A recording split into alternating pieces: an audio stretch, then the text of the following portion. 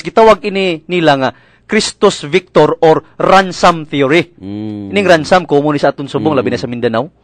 Nga kon may kidnapon may ransom dayon. Okay, ti bayad. No, ining ransom theory nagumpisa ini sang ang aton una nga maginikanan si Adan kag si Iban naghulog sa pagpakasala kag sang nakasala na gid sila naging subject na sila sa yawa.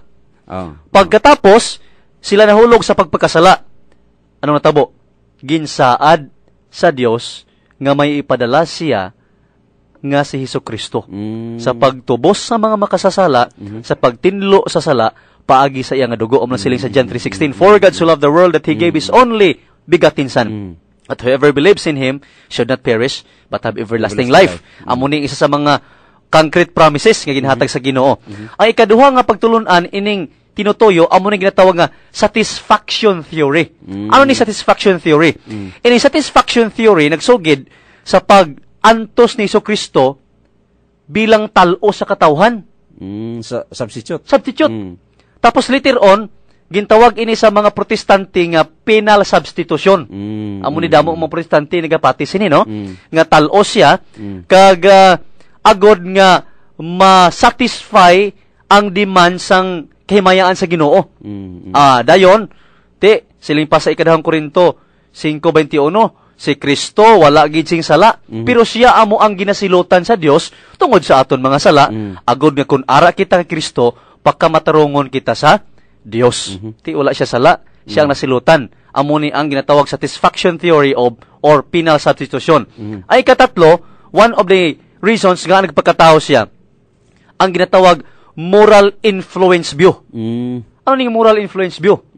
Now, sa moral influence view, ato na hibaluan nga ginpadala si Ginoong Hesus diri sa duta agod mapatay. Ining moral influence view, it talks all about the exemplary obedience of Jesus to the Father. Tama gid siya ka obedient sa Father. Kaya tinagambal nga dito siya nga kung mahimo paiway, ipangabyon ang tagayan. Pero hindi akon kabubuton kundi imo. Sa Lucas 22:42 na, no? Nga si imo kabubuton matuman hindi akon. So aton may baluan nga damo nga tinutuyo because Jesus nga nagpakatawo nga Dios ang tinutuyo tama ka purposive. So amo ni Brother Chris nga ang pagpakatawo ni Ginoong Hesus nga bisan yara pa sa ginsuguran nga Dios man siya, tama kadako sang tinutuyo sa aton. Kag dayon napatay ang iya pagkatawhanon. Ang napatay sa krus ang tawhanon nga Hesus. Pero ang pagka-Dios, wala ka sa mabasa nga mapatay ang pagka-Dios. Hindi mapatay ang Dios. Hindi mapatay ang Dios. Okay. So, thank you, Brother Joy, no? Ang gina-emphasize ni Brother Joy Bagulang, si Kristo gusto niya i-reconcile ang humanity dira sa Dios. Okay. Ikaduha diri mga kauturan, ang purpose o kung ginatawag naton nga necessity of the union of two natures, mga kauturan kag mga kabiyanan sa kanginan, to veil divinity with humanity. So, gintabunan ni Kristo ang iya pagka-Dios, sang ginsuksok niya ang pagkatawhanon. Ginbayaan niya ang langit nun nga himaya, kag agod nga ang mga makasala maka-exister sang iya nga presensya nga hindi malaglag. Kaya kung magpabilin siya nga Dios, Brother Joy, so ang tao hindi maka atubang sa iya, hindi makapag-upod sa iya, hindi makapag-istorya sa iya, hindi makalantaw sa iya, Diyos siya mo. So, kinahanglan nga magpakatao siya, agod nga ang tao maka-exist sa iya nga presensya nga hindi malaglag. So, bisan nga siya Dios, apang nagpahayag siya nga tao. Amo na sa Pilipos 2:6 pakadto sa 8. Brother Joy. Okay, kag ang dason nga tinutuyo, no, nga kinahanglanon gid nga magpakatawo sa Ginoong Hesus ining ginatawag nga to live victoriously. Mga abyan kag mga kauturan aton hibaluan nga si Ginoong Hesus nagpakatawo gid natong way nga ang nangin victorious ang kabuhi ni Jesus Christ. Imagine ka pagkatapos siya nabautisohan, pagkatapos gid sa bautiso gidala siya sa espiritu sa Ginoo sa kamingawan sa disyerto, espiritu sa yawa. Pag-abot espiritu sa yawa, pag-abot niya didto, agay nagpakita ang yawa sa iya. 3 times siya nga gintintar sa yawa. Amo na siling ang yawa mo ang yawa nagtintar sa dito, nagpakita sa iya. Imagine ka to, damo tong hambal ang yawa, di ta lang ma-elaborate ara makita sa Mateo 4. Pero nga ang matawag naton nga he lived in a victorious life. may mga sikrito nga si Ginoong Hesus ginhimo niya. The first thing is just he follows what is written in the scripture. Sa ang gintintar siya sang yawa, he always quote the writings from the scripture. In fact, ang mga gisulat dira, it was written in the book of Deuteronomy. Nga, hindi pag nasulat na, hindi pagtintala ang Ginoo ngay mo Dios. Ang yawa, nag-quote man to sa Biblia. Nag-quote man to siya. Ang gin-quote yato nga sa Psalms 91, nga lumpat kay nasulat, nga submiton ka sa mga panganod. Hindi matugkad, imo sa mga bato. Magsalo sa imo. Magsalo sa imo. So, one of the secrets nga sa Ginoong Hesus, nagbanilag-on bangod kay nagsunod siya what is being written in the scripture.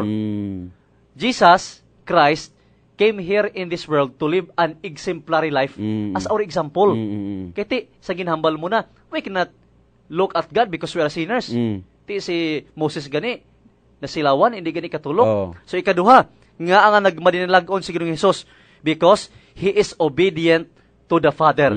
Luke 22:42, siling niya, kung luyag mo, ilikaw ini nga pag-antos nga nag-abot sa akon, pero hindi ang akon luyag ang dapat matuman, kundi ang imo. So tama ka masinulundon. Ari mga utod, kung hindi ta magsinulundon gali sa balang kasulatan, kag ang pulong na sa Dios mong, ti ko nang gisulat dira sa mga kasuguan, kung di ka magsunod sinaa, ti wala ka gali kasunod sa Dios. May mga tao, Brother Joy, nagasiling, ti nakasunod to si Kristo, pati Dios siya mo. Anong imo nga mahambal sina? Iti masiling naton nga lain siya ya kiti Dios siya ya.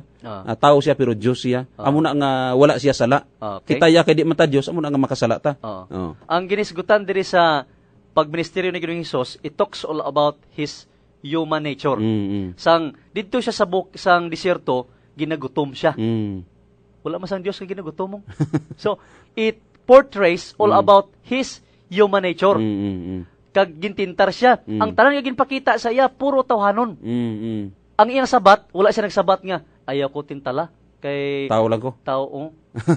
Ang ginpakita dito tanan Brother Chris, it talks all about all his human nature. So amo na sila ni Apostol Pablo, siya si Ginoong Hesus nagpakatao pero wala gid sing sala nakita sa iya.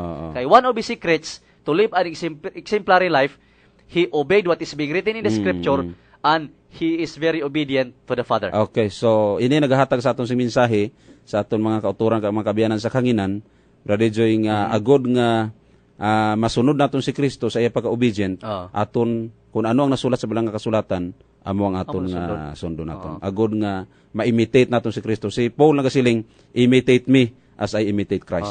Okay, sa Korinto. Okay, so diri nagtakop ang aton nga programa sa karon nga hapon. Padayonon tani next Sunday, no. May last kita nga topic about the divinity of Jesus Christ. Kag luwas lang kung may mga questions nga gusto ipangkot sa aton nga mga kabyanan, mga listeners, pwede sila makatext sa aton kung ano ina nga pamangkot, agud nga ma-accommodate naton. Okay, aton takpan ini pinaagi sa pangamuyo. Mga muyo kita. Amay nga langit nun, salamat sa panahon nga imong ginhatag sa amon.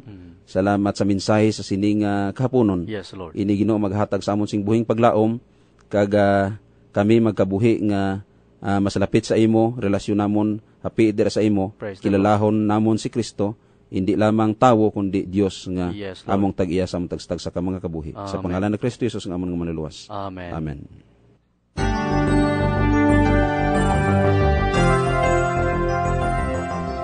Amuyadto ang maayong balita sang ginharian nga nagadala sang mensahe sang kaluwasan. Kung may mga pamangkot kamo, komentar o kung pangabay man, palihog i-text sa 0918-642-5808. 0918-642-5808. Hasta sa dason nga Domingo, alas 2:30, tugtog alas 3 sang hapon. Ang Ginoong Diyos magpakamaayo sa atong tanan. Jesus saves, by His death.